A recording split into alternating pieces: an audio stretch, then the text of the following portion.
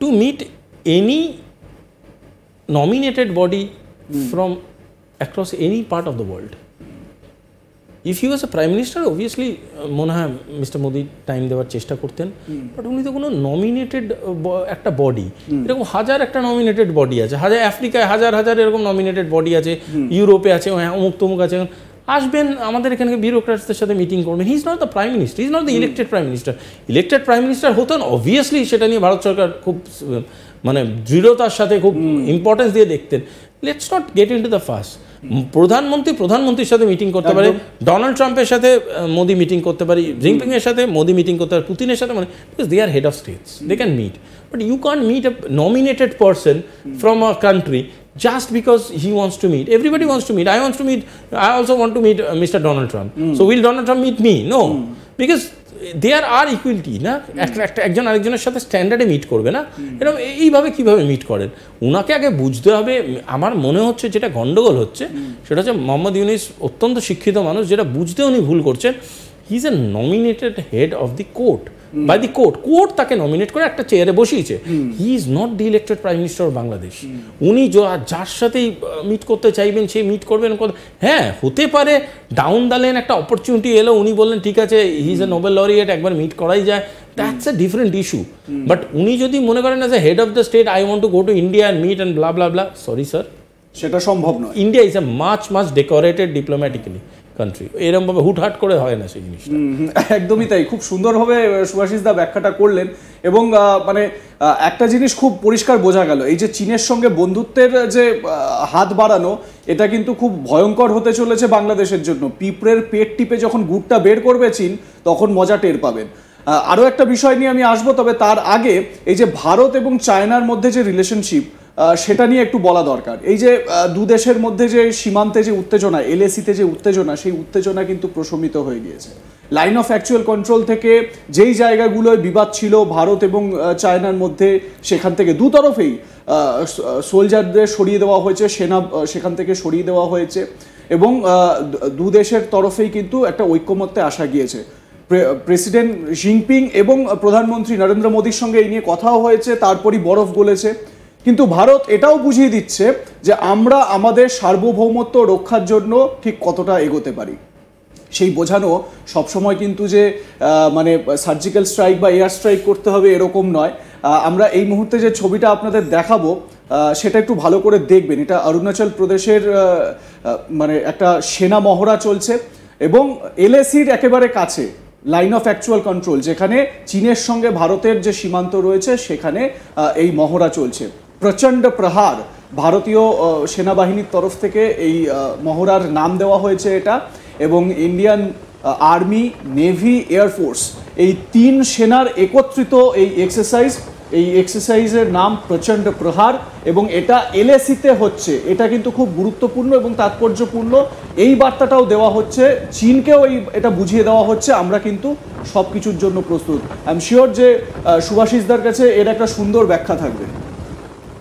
আমি বলি, ডিফেন্স লাইনে না একটা লাইন আছে, হ্যাঁ, ডিফেন্স লাইনে একটা লাইন আছে, খুব বিখ্যাত লাইন। লাইনটা হচ্ছে, if you have interest in poetry I am ready to fall in love. আরে বাহ! কথাটার মানে হচ্ছে যে তুমি যদি কবিতা লিখতে ভালোবাসো, প্রেমে আমিও পড়তে রাজি। তার মানে তুমি এক পা যদি এগোবার চেষ্টা করো, আমিও এক পা এগোবার ক্ষমতা রাখি। সুতরাং nobody is lower in his position. পয়েন্টটা হচ্ছে কি জানো তো, এই মাসল ডিসপ্লে বলো বা দুজনের স্ট্যান্ড পয়েন্ট বলো, modern day warfare has changed. Modern day ওয়ারফেয়ারে গুলি গালা কনফ্লিক্ট জোনে চলে। ইদানিংকালে দুটো আমরা খুব খারাপ কনফ্লিক্ট দেখতে পাচ্ছি, একটা ইসরায়েল প্যালেস্টাইন ঘটছে, একটা রাশিয়া ইউক্রেন ঘটছে, আরও বহু ঘটছে। আমি মেজর দুটো মেনশন করলাম। But India is basically always a country who has always tried to find solution in dialogues. India চট করে কোনো দেশকে আজ অবধি কোনো দিন অ্যাটাক করেনি যেচে পড়ে, কোনো দিন কোনো দেশকে ইল ট্রিট করেছে বাই ইনক্লুডিং দেয়ার আর্মি, এরকম ইতিহাসে নেই। সুতরাং India will always try to have a dialogue window. সেখানে আমার মনে হয় China being a very matured diplomacy, চায়নাও এরকম বোকা বোকা কোনো কাজে ইন্টারভিন করবে না। কারণ যদি আমি তর্কের খাতিরে ধরেই নিলাম, যদি ইন্ডিয়া চায়নার মধ্যে কোনো ছোট বড় মেজর কোনো রকমের কোনো কনফ্লিক্টের সম্ভাবনাও থাকে, which is not there, I am clearly saying, যদি থাকে তাহলে কিন্তু ইকোনমিক্যালি চায়নাও সাফার করবে, ইকোনমিক্যালি ইন্ডিয়াও সাফার করবে, কারণ চায়না এবং ইন্ডিয়ার মধ্যে কিন্তু ইকোনমিক ডিপেন্ডেন্সি রয়েছে। ওকে, এই ইকোনমিক ডিপেন্ডেন্সিটাকে কেউই টসে নিয়ে যেতে চাইবে না at this point of time. চায়নাকে অ্যাপারেন্টলি যদি মনে হতে পারে যে খুব পাওয়ারফুল একটা nation, please don't mislead it, কারণ চায়না ইকোনমিক্যালি কিন্তু বহু জায়গায় ইজ নাও কোয়েশ্চেনেবল। চায়নার বহু জায়গায় করাপশন হচ্ছে গভর্নমেন্টের মধ্যে, এবং যেটা আমি আগেও বললাম, এবং government is in under huge stress. ঠিক আছে, চায়নার সামনে election, maybe there can be a toppling also.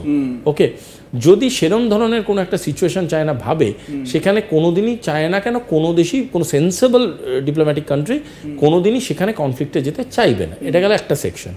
Second সেকশনটা হচ্ছে যে ইন্ডিয়া যে ধরনের আজকের ডেটে গ্লোবাল সিন্ডিকেট ফর্ম করেছে বা একটা ফ্রেন্ডশিপ ইউনিট ফর্ম করেছে, ইন্ডিয়া যদি আজকে কোনো রকম কোনো কনফ্লিক্ট জোনের মধ্যে কোনোভাবে ইন্ডিয়ার প্রেজেন্স ঘটে, তাহলে কিন্তু it will not just be only India. We have friends. We have good friends. We have good friends to take care of. আমি ঠিক এই জায়গা থেকে আমাদের সময় সংক্ষিপ্ত, একদম সংক্ষেপে একটা প্রশ্ন তোমার কাছে রাখবো, সেটা হচ্ছে গ্লোবাল প্ল্যাটফর্মে এরকম অনেক জায়গায় রয়েছে যেখানে চীনের কিন্তু অনেকগুলো অবস্ট্রাকলস রয়েছে। ইন্ডিয়া কি চীনের সেই অবস্ট্রাকলস গুলো সরাতে সহায়ক হবে? চীনের মাথায় কি এই বিষয়টাও রয়েছে আগামী দিনে?